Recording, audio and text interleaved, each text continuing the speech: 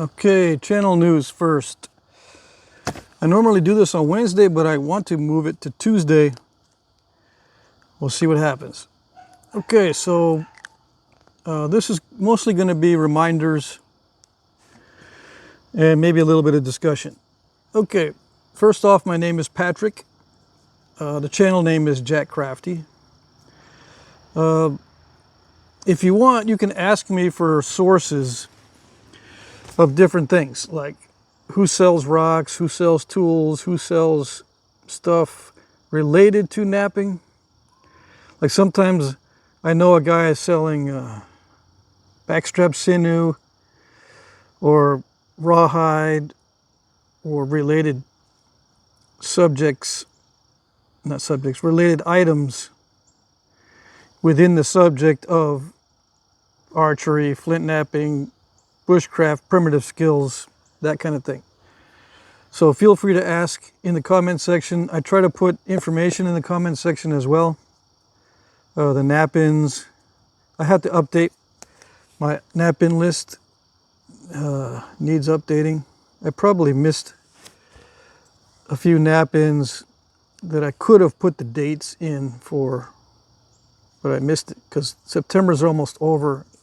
There's lots of events in September. Okay, needs updating. I have an auction every Monday. Every single Monday on this channel. You bid in the comment section. I close it out. It's not a live auction. I just post a video and then at a certain time I close it out. It's the same time every time. 9 p.m. Eastern. It's different for your time zones. It closes out at 8 Central, 7 Mountain, or 6 Pacific. And then I announce the winners in the comment section, and then we got to do the transaction by email. Okay? I tried selling on eBay, but eBay is a bit of a challenge when it comes to customer service because the seller is always wrong. Yeah. Which is not a bad thing for buyers. I think what happened in the past is a lot of sellers were scamming. There's still some scams, maybe a lot of scams on eBay. But it's difficult for someone small time like myself to sell on eBay without incurring a lot of extra hassle and costs. So I sell my things through my channel and then we do the transactions using PayPal or some other payment service, and we communicate by email. Okay? Now I don't do side projects. I'm doing the auction instead of doing custom orders or what I call side projects. I only do side projects certain times of the year, and only for like a couple months I'll take side projects, but like 10 months out of the year I can't do it. So I offer stuff in my auctions. Whatever I have time to do, I'll stick in the auction. Let's see. You can send me stuff to nap on video as a challenge. That's perfectly good. Yeah, perfectly fine. I like that. The only thing I ask is please include a note with a full description of what we talked about as far as the challenge goes. So I don't have to search through my emails to figure out what the challenge is going to be. Just put a note in with the rocks, and if you can, write on the rocks themselves, you know, please nap this as spalls, or can you make a point out of this, or this is really tough, or something on the rock itself. It makes it a lot easier for me to do the challenge on video. I have sometimes put stuff aside and I still haven't gotten to it after many years because I don't know exactly what the challenge is, and I still have to go through the emails and figure it out. And I just haven't done it, and they've just been sitting there for forever. So please include a note if you send me stuff to nap on video. The note is very important. Yeah. Okay. What other things can I remind you of? I'm in Vermont right now. I've lived in Texas for quite a number of years. I grew up in New Hampshire and I moved to Texas and I moved back up here to Vermont. New Hampshire and Vermont are right next to each other. I'm only 2.5 hours away from my hometown in New Hampshire, or less than that, maybe 2 hours. So it's pretty close. This whole area is very similar. I'll be up here for the foreseeable future, but I will be traveling to Texas maybe next year. It depends on how it goes here. I'm currently a caregiver for my dad right now in hospice care. So when that's over, I can travel. Okay, I don't know how long it's going to be. Let's see. One question that I get, besides where do you find free rocks? Yeah, the other thing is how much money can you make as a napper? And it depends on how long you've been napping professionally.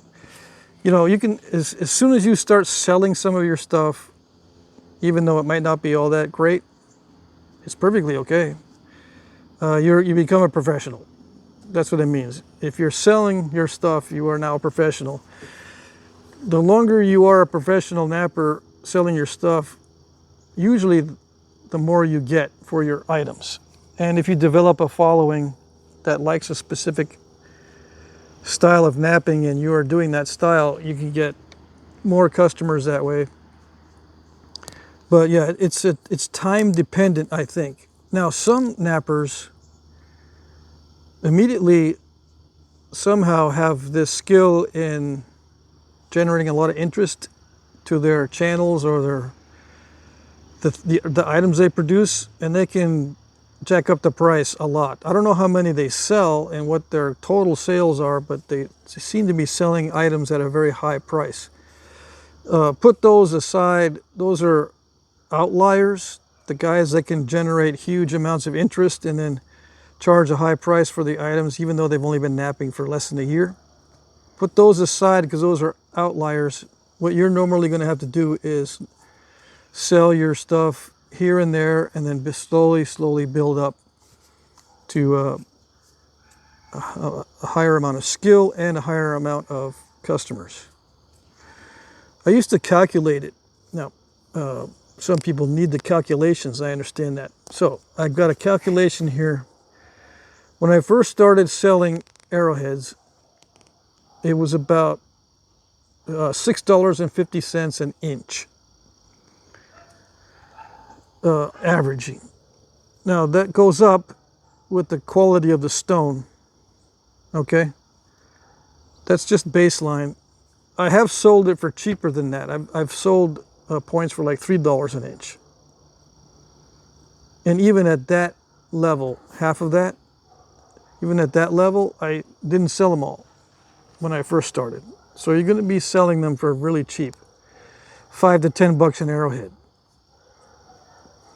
After you get experience, you can sell them for more. Now, some guys learn how to make arrowheads really fast. So if you're the exception, then you can, in 3 months, you can start selling your stuff for $10 an inch after 3 months of napping. You know, that's awesome, but you're an outlier. And, you know, I'm not going to say that's what you can do. No. Normally it takes 2 years for you to develop enough skill and enough clientele to generate reasonable income per hour, okay? So after 2 years, you can probably get $12 to $15 an inch for your items. But it also depends on, like I said, the quality of the stone and how exotic the stone is. If you're always napping stuff that's not very attractive as far as the stone colors, and there's no translucency, you know, if it's gray or tan with no translucency and kind of rough looking and not shiny or glossy or waxy. You can add mineral oil or rub some mineral oil on top of it to make it more shiny if you want to. But if you got poor quality stone, you probably won't get good prices. The prices start going up to reasonable levels where you can make part-time living. The quality of stone is important if you want to do that. You have to increase the quality of the stone.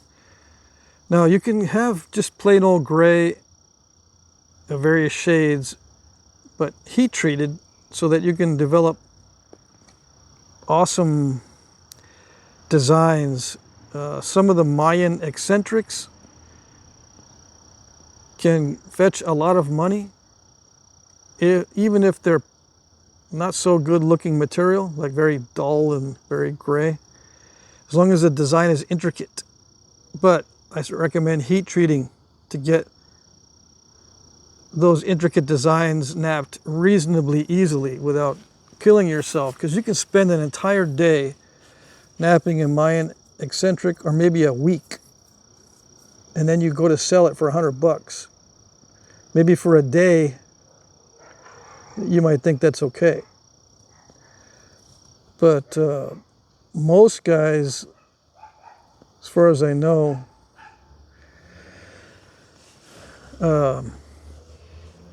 most guys, they won't consider themselves successful at selling their knappings unless they're making more than $100 a day. Yeah, it's not worth it for them. And this is part-time. Now, I don't know any full-time knappers or knappers that can do it 8 hours a day, maybe 4 hours a day. I guess there's some guys that can do that for 8 hours a day without suffering bone and joint pain or damage to yourself, like arthritis after a few years, or carpal tunnel syndrome or whatever. If you can do it, do it. But I don't recommend going that route. Flint knapping as a profession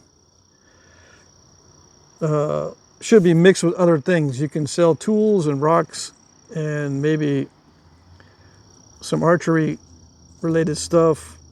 Mix it in. I'm going to start mixing in more stuff in my auctions once I have my shop set up a little bit better.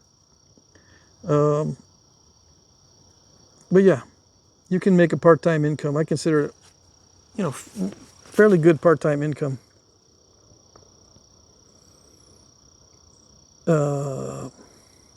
Some nappers sell only at nap-ins, so they travel. I don't like that for myself because I end up spending way too much on the expenses of traveling. Even though, I have a van, but it's good on gas, but it still costs a ton of money, and I don't make up much. I don't make much after taking into account all the expenses for traveling. So shipping for me is a lot cheaper than traveling to sell. I'll ship, and I won't charge anything for the shipping. One thing I do is give free shipping. The main reason is right now I want to stay under the radar pretty much as far as my income. I still have to pay the self-employment tax, but stay under a certain threshold so I don't get overburdened by income taxes until I can figure out how to substantially increase my income in this type of thing. And then it won't matter. But right now, I don't want to be overburdened with taxes and all that. So I try to keep my profits within a reasonable low level under the radar, so to speak. Okay? So I expense all the shipping. Okay.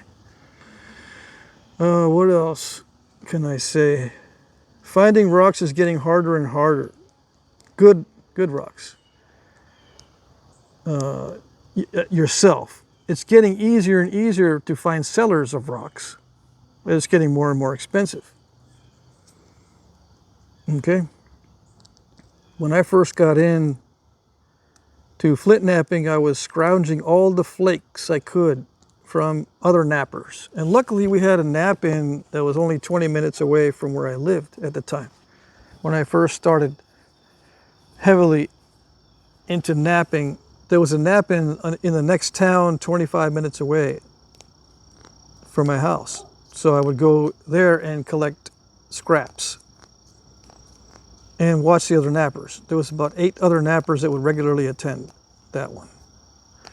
So if you can, scrounge flakes and discards from other nappers to begin with, that'll be your best bet for the cheap route. The next best bet, of course, is to find rocks yourself or nap glass or floor tile that you buy, or you can get glass for free in many cases.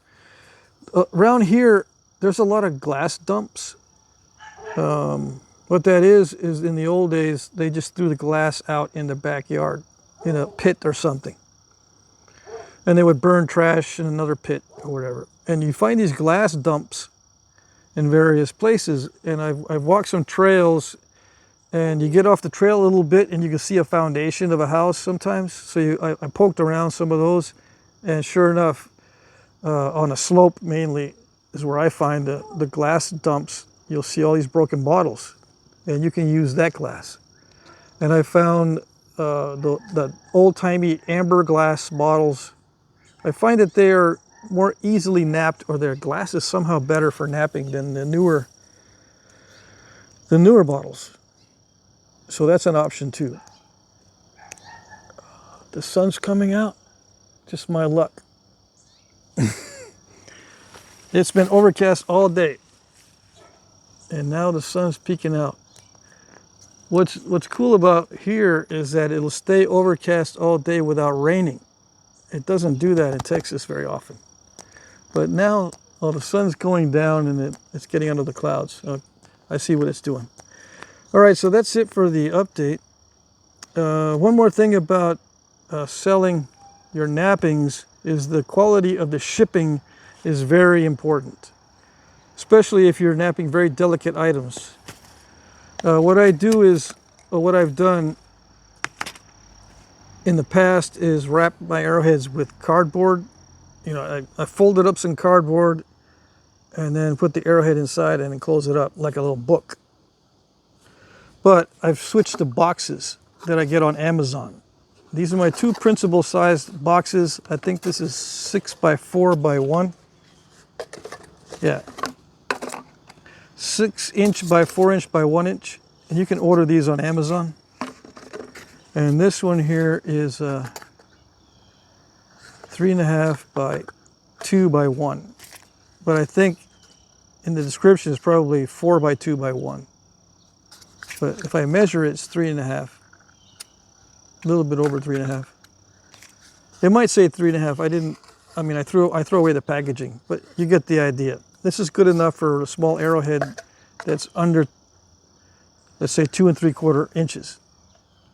You can put a 3" one in there, but I don't like bumping the sides up against the box. I like to have some space there, especially because you got to close this lid. See those little tabs there have to slide easily, so you want some space on the side. So 2 3/4 or less for this box as far as the arrowheads. Anything bigger goes in this box.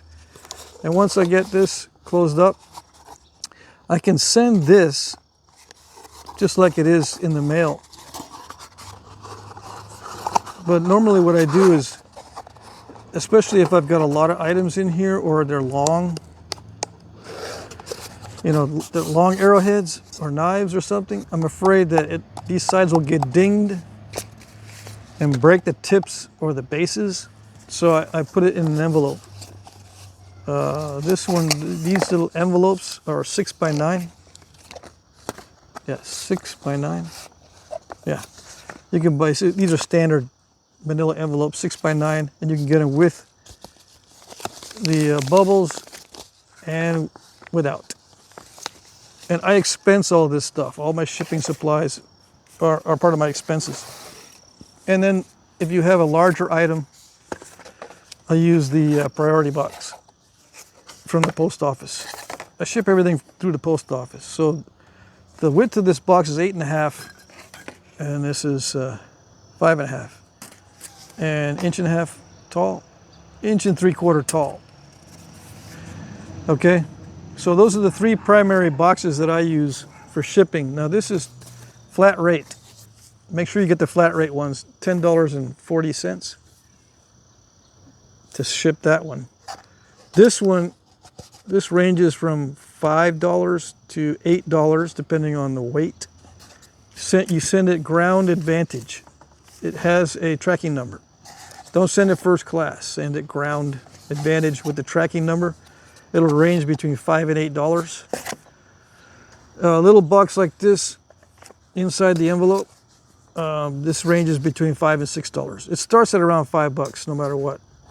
But these don't get very heavy because you can't stuff very much in there. So it's between $5 and $6 for ground advantage. They call it ground advantage now at the post office. It's very similar to priority. The delivery times are very similar to priority, and you get a tracking number. It's just not as expensive, which is good. Yeah, it's very important that you get the shipping nailed down and efficient and well managed, right? It took me a while to get the shipping down, 6 months before I could actually reliably ship something without worrying about getting it damaged or too difficult to unwrap. My packaging is still a little bit difficult to unwrap because I take the Arrowhead, I wrap some cellophane around it, and then I tape it down to a piece of cardboard, and then I stick it in here and with some padding. So I've unwrapped my own packages to see how easily they are unwrapped. And the reason why I wrap cellophane around the Arrowhead itself is because in the past I've just taped them down to cardboard, just on the Arrowhead itself, just taped the Arrowhead down and onto a little piece of cardboard and put it in here. And some people were saying that when they remove the tape from the stone, it leaves a goo or a residue. So that's why I wrap in cellophane, which it makes it more difficult to unwrap. But I don't see any other solution other than buying the kind of tape that doesn't leave a residue. And I can't always find that tape.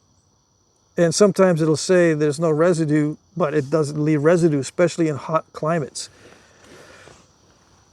So I wrap in cellophane, which makes it a little bit difficult to unwrap. So if you order from me, just keep in mind that I overkill on the shipping. It may take you some time to unwrap it. Yeah. But that's just a precaution that I take because I send out really delicate and thin items in many cases. I don't want anything to happen to them. And when you unwrap, make sure you don't unwrap these things over a hard floor. You know, put a towel down around you and then unwrap so that if you drop your Arrowhead, you're not going to ding off the barbs or the tip. How do I know if that will happen? I don't know.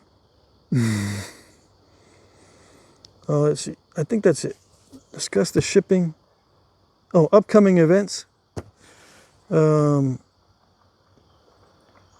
I'm going to try to do the birch tar thing. I'm going to try to do the small bows and arrows. I'm going to try to get some sources for sinew, some reliable sources for sinew, especially backstrap sinew. There was if I had stayed in Texas, I could have gotten all the sinew I wanted every year. Because I just go in and ask the processors that I met if I can have the silver skin off of the back straps and all that, because they just throw it away. But I don't have that availability right now. Or I would offer sinew for sale. Let's see. I'm also going to make a lot of tool handles. Oh yeah. Right now I just cut down some butterfly bush. We got butterfly bushes in front of the house and on the side of the house. They're ornamental plants, but At the beginning of this year, I cut this here, and then it grew out. No, not this year. When this was cut 2.5 years ago. Yeah, and it grew out almost perpendicular, and I can make a little tool, but you know, it adds. This is an adze handle. You can also use it in this direction. I'm not sure which way I'll cut the notch in for the stone.